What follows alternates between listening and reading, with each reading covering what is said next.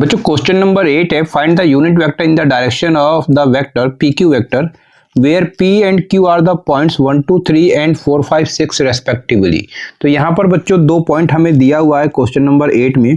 तो P point क्या है, सबसे पहले मैं ये लिख लेता हूँ। तो ये आपका 1 2 और 3 है। एंड करके आपको क्यू का पॉइंट भी लिख लेना है बच्चों। तो क्यू का पॉइंट है यहाँ पर 4 5 6, ठीक है। अब आपको जो फाइंड आउट करना है वो यूनिट वेक्टर फाइंड आउट करना है इन the direction of P Q vector. तो देखें पी क्यू वेक्टर आपको पहले इस तरीके से बना लेना है।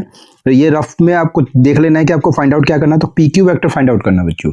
तो जब भी आपको P Q vector find out करना है तो P Q vector find out कैसे करते हैं, तो इसका फाइनल पॉइंट टर्मिनल पॉइंट देखना है एंड पॉइंट। तो एंड पॉइंट यानी कि टर्मिनल पॉइंट क्यू है, तो उसको आपको उसका पोजीशन वेक्टर फाइंड आउट करना है ओ क्यू वेक्टर माइनस करना है ओपी वेक्टर। ओपी वेक्टर क्या होता है बच्चों, तो देखें ये जो क्यू पॉइंट है, इस क्यू पॉइंट का पोजीशन वेक्टर हम ओ से लेके चलते हैं, ओ से जाएगा तो ये बन गया ओ क्यू वेक्टर, ठीक है। इस वेक्टर में से आपको क्या करना है, ये ओपी वेक्टर जो है इसको आपको माइनस करना है, ओपी वेक्टर, ठीक है। तो इससे आपको आ जाएगा क्या, ओ पी क्यू वेक्टर। तो जब भी आपको P Q vector find out करना है तो क्या करें, terminal point minus initial point.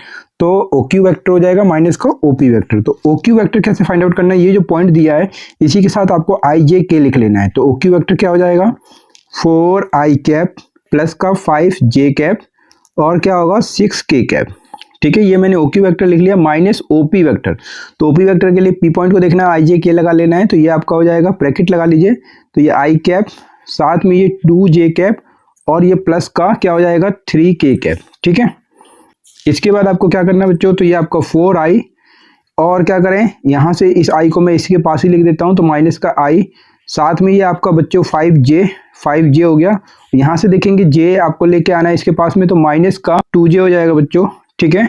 साथ में ये आपका 6 के, तो 6 के कैप लिख लीजिए और माइनस का ये माइनस प्लस माइनस का 3 के कैप। तो मैंने क्या किया बच्चों, इसमें पहले आई को एक साथ किया, फिर जे को एक साथ किया और के को एक साथ किया। अब आपको क्या करना, माइनस कर देना है। ये देख लीजिए यहाँ 4 माइनस, तो यहाँ पर कंपोनेंट को लिखना है। तो आई का कंपोनेंट 4, इसका कंपोनेंट 1, तो ये माइनस का 1 हो जाएगा और ये बाहर आई कैप प्लस का साइन लेना है। फिर जे को ध्यान से लिखना है। तो जे के कंपोनेंट तो 5 और जे का कंपोनेंट यहाँ पर माइनस का 2, इन दोनों को एक साथ लिखना है और बाहर कर देना है जे कैप और यहाँ पर प्लस का साइन फिर लिखना है। जे के का कंपोनेंट 6 हो गया, माइनस का 3 हो गया बच्चों और फिर आपका के कैप, ठीक है। 3 आई कैप 3 जे कैप और ये आपका हो जाएगा 3 के कैप। ये इस तरीके से हमें क्या फाइंड आउट कर लिया, हमने P Q vector find out कर लिया है। लेकिन हमें क्या फाइंड आउट करना है, unit vector in the direction of P Q vector. तो unit vector in the direction of P Q vector मतलब यूनिट वेक्टर को आपको ऐसे लिखना है, पी क्यू कैप का मतलब पी क्यू का यूनिट वेक्टर। कैसे फाइंड आउट करते हैं, तो P Q vector divided by किससे करें, पी क्यू वेक्टर के मैग्नीट्यूड से। तो ऐसा करने से पी क्यू वेक्टर का क्या फाइंड आउट हो जाएगा, यूनिट वेक्टर। तो अब हमें क्या चाहिए, पी क्यू वेक्टर तो हमने फाइंड आउट कर लिया, इसके साथ साथ हमें चाहिए इसका मैग्नीट्यूड। तो इसका मैग्नीट्यूड फाइंड आउट कीजिए। तो एंड करके लिखना है पी क्यू वेक्टर उसका मैग्नीट्यूड।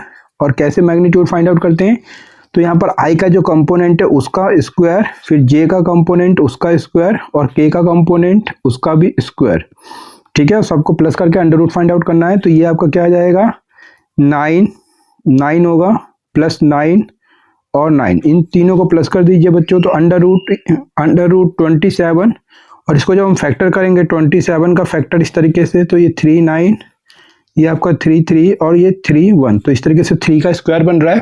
तो इसको आप क्या लिखेंगे बच्चों, 3 का स्क्वायर इंटू में 3 और इसको सॉल्व करेंगे तो ये आपका आएगा 3 अंडर रूट 3, ये आपका यूनिट, ठीक है। नाउ अब आपको क्या करना है, रिक्वायर्ड यूनिट वेक्टर चाहिए। तो आपको लिखना है रिक्वायर्ड यूनिट वेक्टर, क्योंकि हमें अब यूनिट वेक्टर फाइंड आउट करना है। रिक्वायर्ड यूनिट वेक्टर तो क्या होगा, रिक्वायर्ड यूनिट वेक्टर। तो क्या करें बच्चों, तो ये वाला फॉर्मूला यूज करेंगे और लिखेंगे क्या, P Q vector divided by P Q vector का मैग्नीट्यूड। तो पी क्यू वेक्टर क्या है यहाँ पर जरा देखें, तो ये है आपके पास 3 आई कैप 3 जे कैप और साथ में 3 के कैप, ठीक है। डिवाइड करते हैं इसके मैग्नीट्यूड से, मैग्नीट्यूड आया है 3 अंडर रूट 3, तो ये लिख लेना है, ठीक है। इसके बाद क्या करना है, इस 3 अंडर रूट 3 को आई के साथ फिर जे के साथ और के साथ अलग अलग कर लेना है। तो 3 divide by 3 under root 3 i cap, 3 divide by 3 under root 3 j cap और इसी तरीके से 3 डिवाइड बाई 3 अंडर रूट 3 के कैप, ठीक है।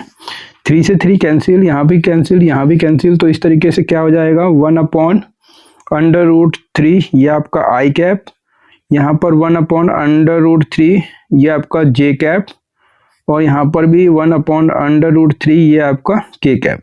तो इस तरीके से ये जो आ रहा है बच्चों, ये रिक्वायर्ड यूनिट वेक्टर आ रहा है। रिक्वायर्ड यूनिट वेक्टर का मतलब क्या है कि unit vector in the direction of P Q vector. हमारा आंसर आ चुका है। उम्मीद करता हूँ बच्चों समझ में आ गया होगा, और समझ में आ गया है तो वीडियो को लाइक जरूर करना। चैनल पहली बार है तो प्लीज चैनल को सब्सक्राइब कर लेना। इसी तरीके से मन लगा पढ़ते रहना और आगे बढ़ते रहना। मिलते हैं नेक्स्ट वीडियो में। अपने वीडियो को वॉच किया इसके लिए आप सभी को बहुत बहुत धन्यवाद बच्चों।